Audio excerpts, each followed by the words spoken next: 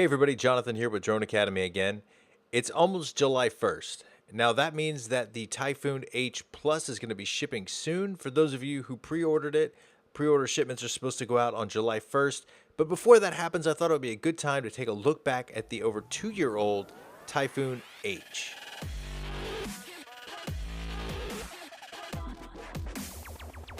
Now in early 2016, Yuneec announced the Typhoon H.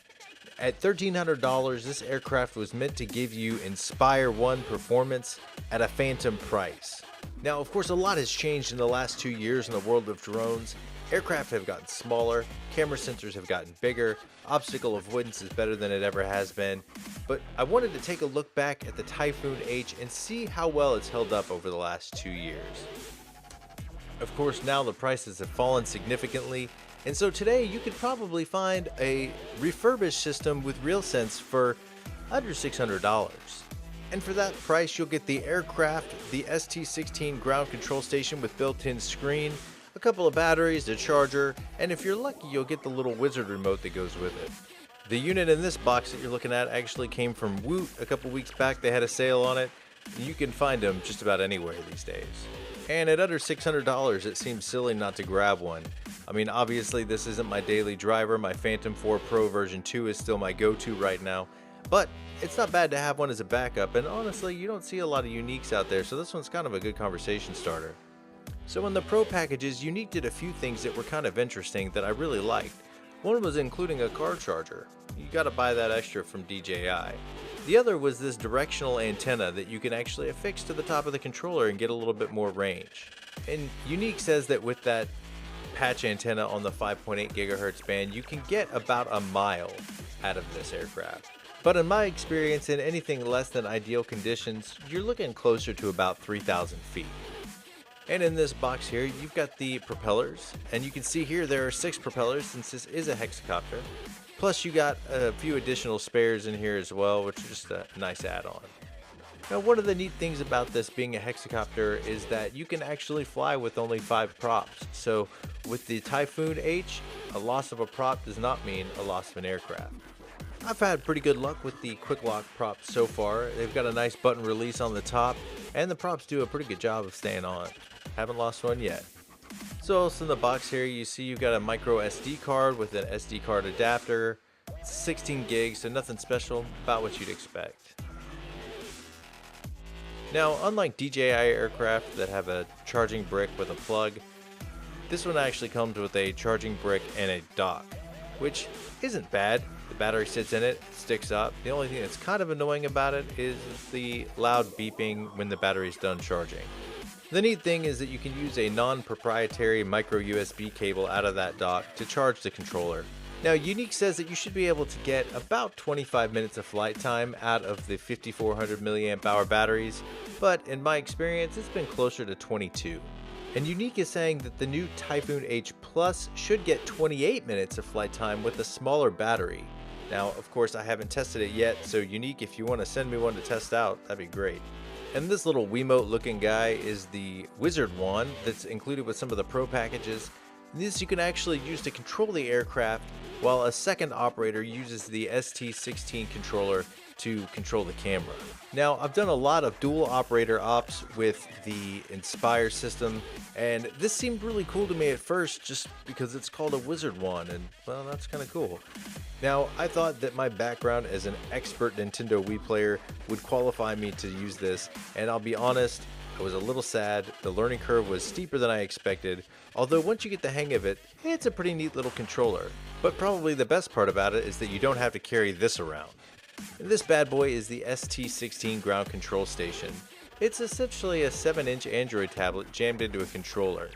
You can see here it's got a big red button on the top where you start and stop your props. It does have HDMI out, which is neat. In addition to the HDMI out, it's got a micro USB port on the bottom as well as a micro SD and a headphone jack. And like I said, this is a full-blown Android tablet, so I guess if you wanted to load movies or something, you could. And other than that, this thing's a little intimidating. It's got lots of buttons and switches and knobs. It is a little overwhelming at first, but once you get used to the controls, it's not bad. I still prefer DJI controller systems, but this one's pretty functional. It is a little bit loud though when you fire it up. And that's okay, because it's just due to these two big fans in the back that are there trying to keep everything cool.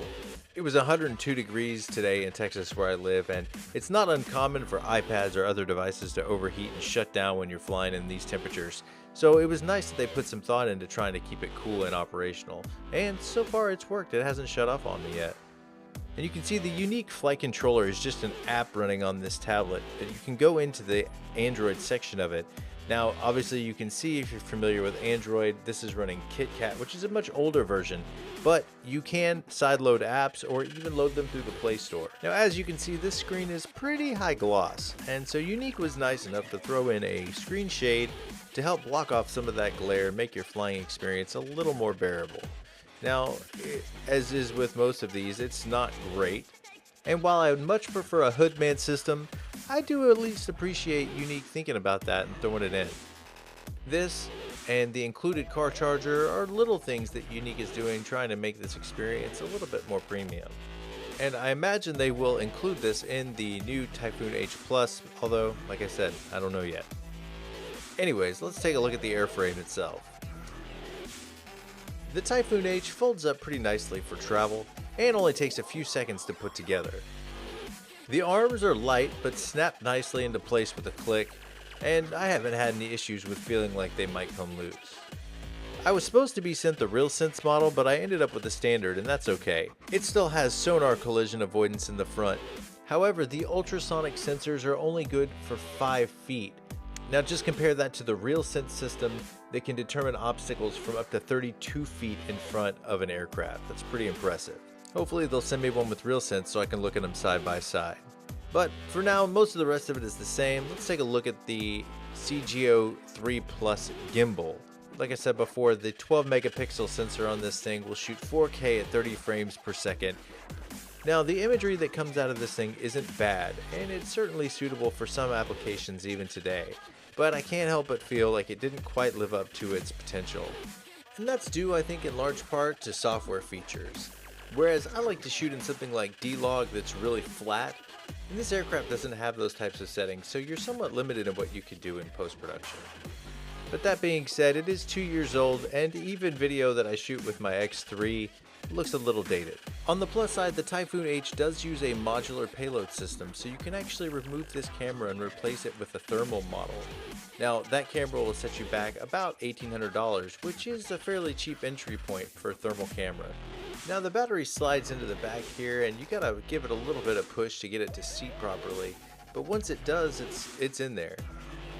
Unlike DJI batteries that have a push tab on the side, this one's got a flip-up tab on the back, and you really got to give it a nice tug to get it to come loose, which is nice because obviously you don't want your batteries coming out in flight.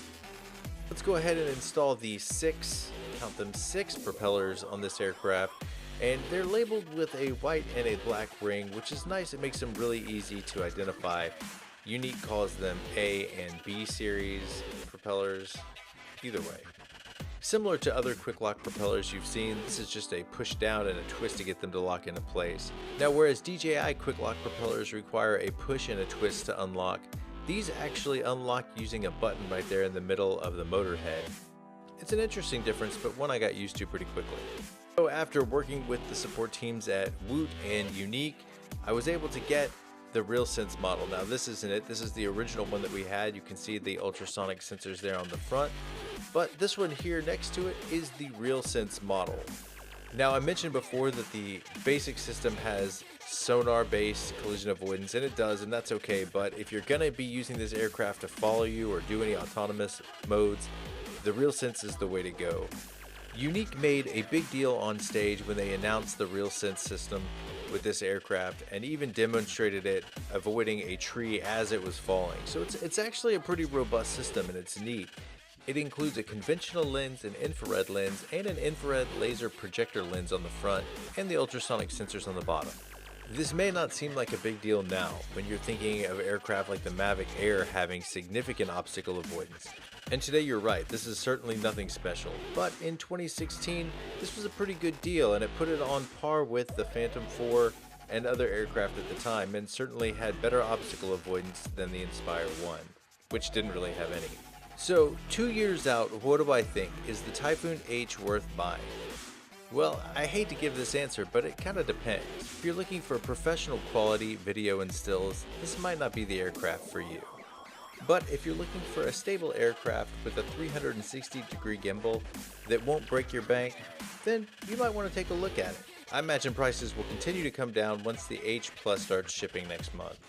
So if you're thinking about picking up an H Plus or you've had a Typhoon H, let us know what you think in the comments below.